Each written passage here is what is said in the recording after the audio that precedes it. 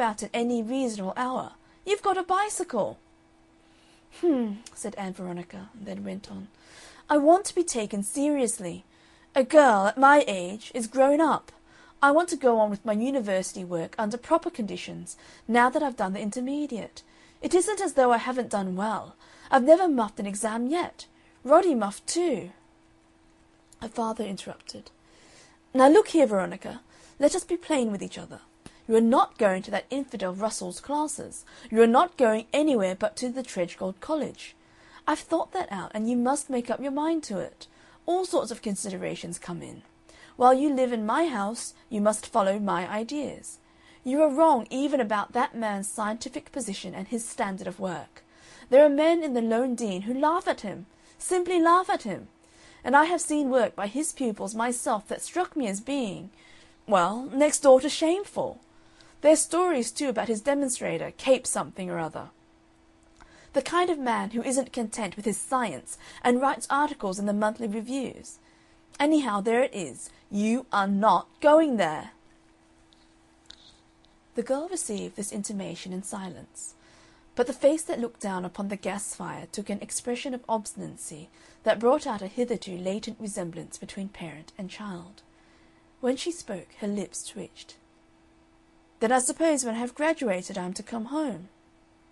"It seems the natural course." "And do nothing?" "There are plenty of things a girl can find to do at home." "Until someone takes pity on me and marries me."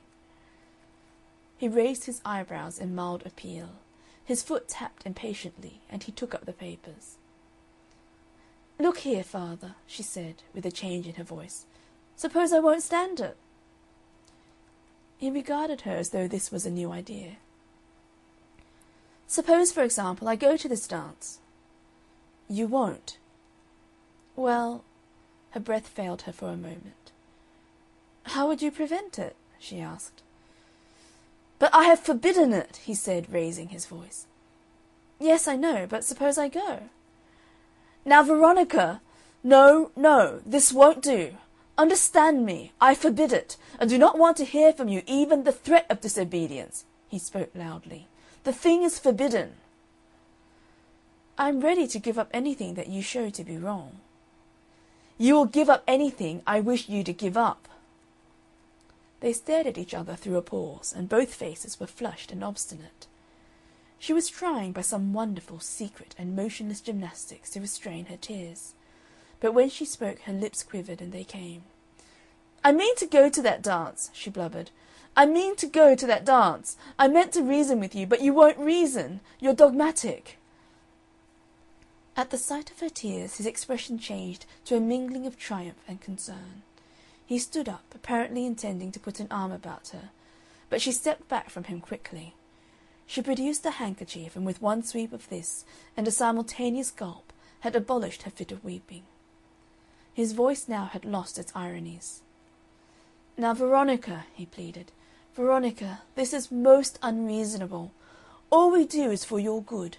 Neither your aunt nor I have any other thought but what is best for you." "Only you won't let me live. Only you won't let me exist."